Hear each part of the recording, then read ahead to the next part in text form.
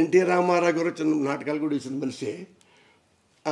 NT Ramarao గారిది మేము పెట్టింది కదా, అంతకుముందు ప్రభుత్వం ఉండింది. అందులో ఏంటంటే ఆయన మంచి నటుడు కాబట్టి ఓ నటుడికే కేటాయించారు.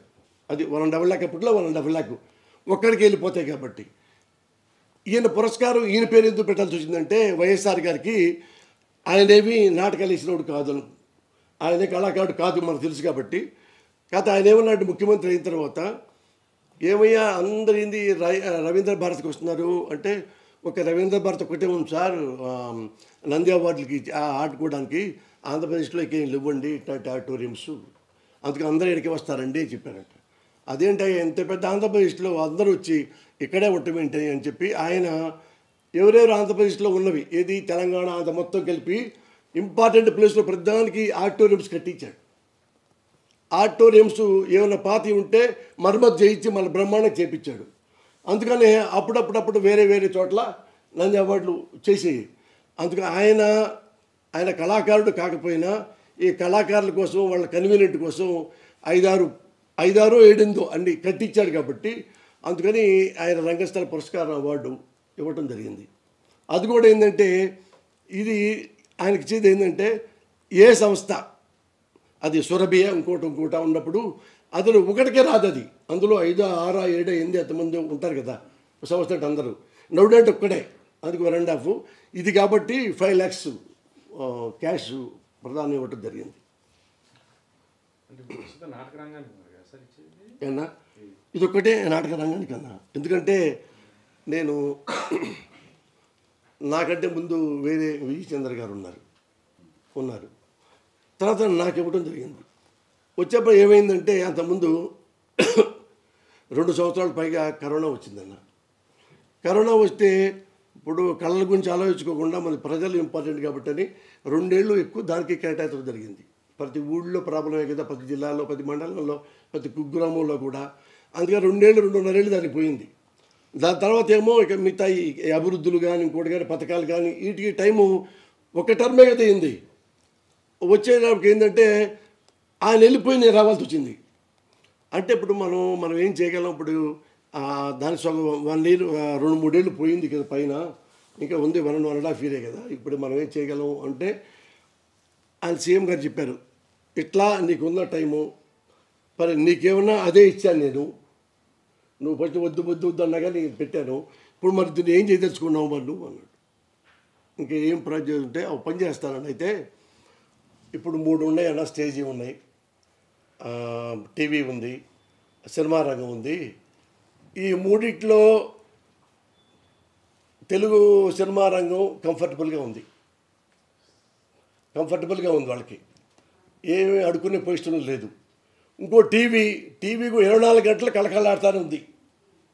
ఇంకా ఆర్టిస్ట్ సరిపట్ల బెంగళూరు నుంచి వస్తున్నారు, ఇంకా అది చాలా ఛానల్స్ ఉన్నాయి. దీనికి ఏ ఛానల్ ఏమి లేదన్న. స్టేజీకి వాళ్ళు కళాకారులు మనకి ఇస్తారా తెస్తారా అనే పొజిషన్లో ఉన్నారు వాళ్ళు అని. ముందైతే నేను స్టేజీకి ఒకటి చేస్తానన్న, స్టేజీకి ఇవ్వండి అవకాశం, నాకు 3 చేయలేను.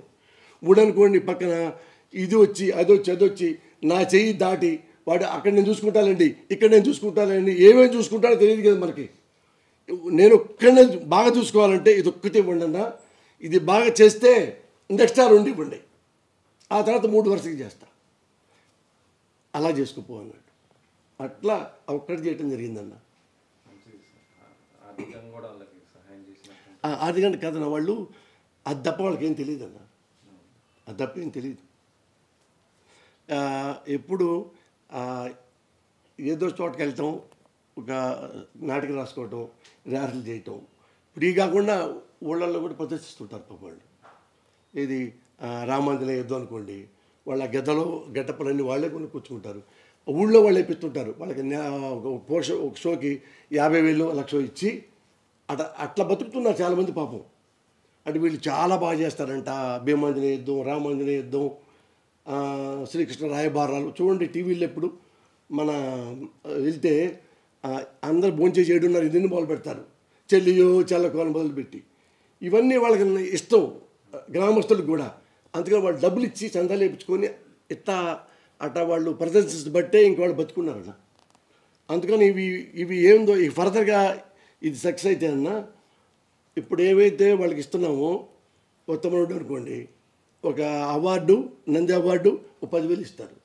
నేను చెప్పానంటే ఈసారి నెక్స్ట్ అంటూ ఉంటే నేను ఉంటే ఇక్కడికి వస్తే 5 రెట్లు ఎక్కువ పెంచా, 5 రెట్లు 10,000 50,000.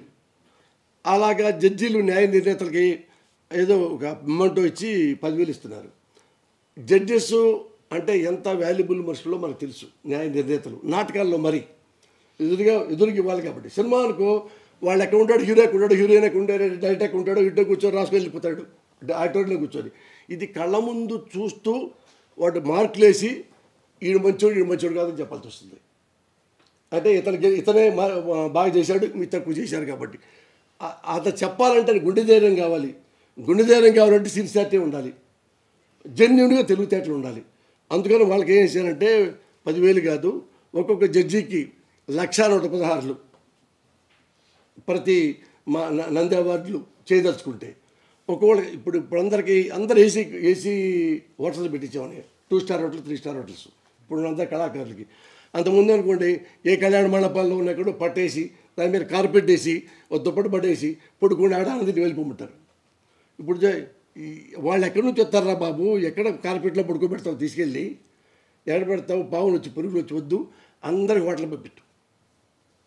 అందులో రోజు పెళ్ళికి అన్నట్టు పెడతారో ప్రతిరోజు అలాగే పెట్టండి.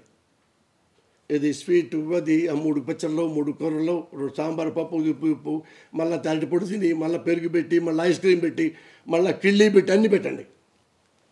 వాళ్ళు మొత్తం తిరిగి 10 రోజులు తింటారు. ఇప్పుడు ఏపీ గవర్నమెంట్ ఫస్ట్ టైం ఇవ్వబోతుంది కాబట్టి మరి సీఎం జగన్ గారు ఆయన వస్తారా? ఆయన వస్తారు అని అడగల. ఎందుకంటే ఆయనకి ఎన్ని పనులు ఇంకెంత వర్క్ ఉంది మీకు తెలుసు, నేను చెప్పగల ప్రత్యేకంగా.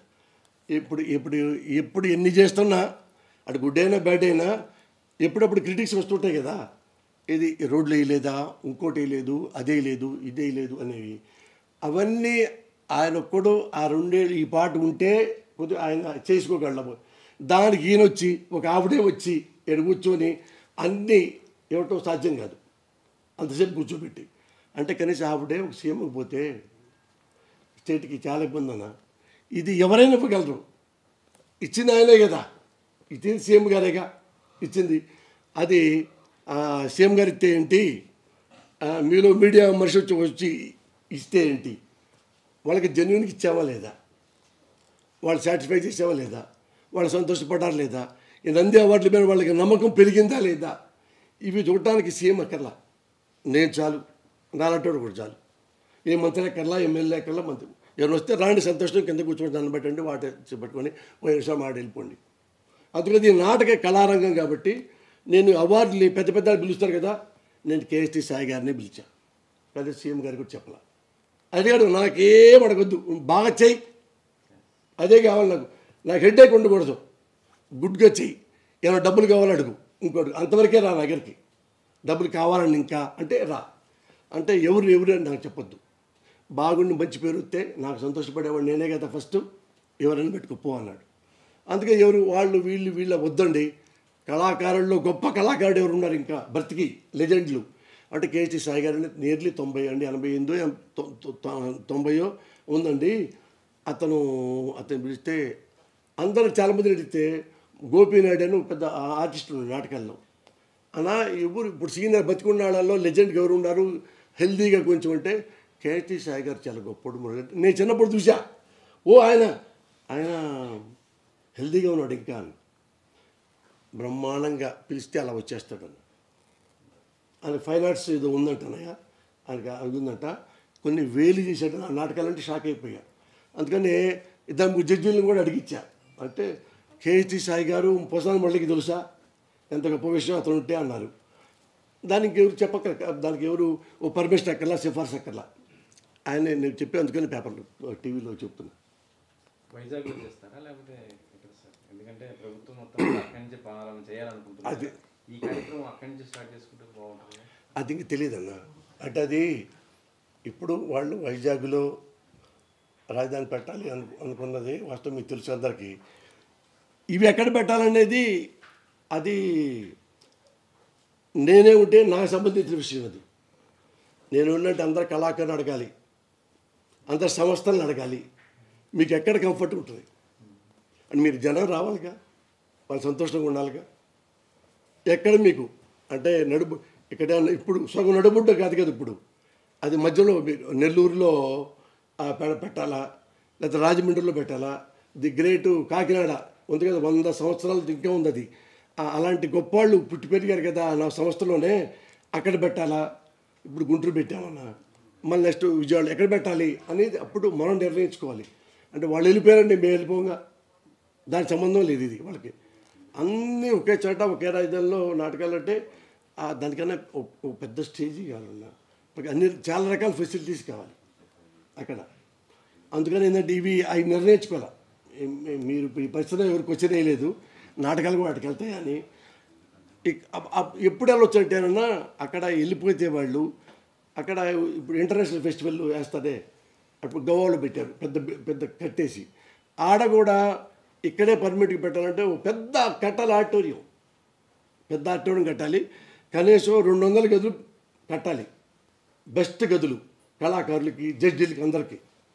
అంత అయిన తర్వాత మీకోసం పెట్టాము అంటే అప్పుడు తర్వాత చూసుకోవచ్చు. అది ఏమీ లేకుండా ఓన్లీ కూర్చొని వేస్తారంటే కష్టం. అది కళాకారులతో కూడా కూర్చొని మాట్లాడి చేస్తే ఇంక చాలా బాగుంటుంది. Thank you very much.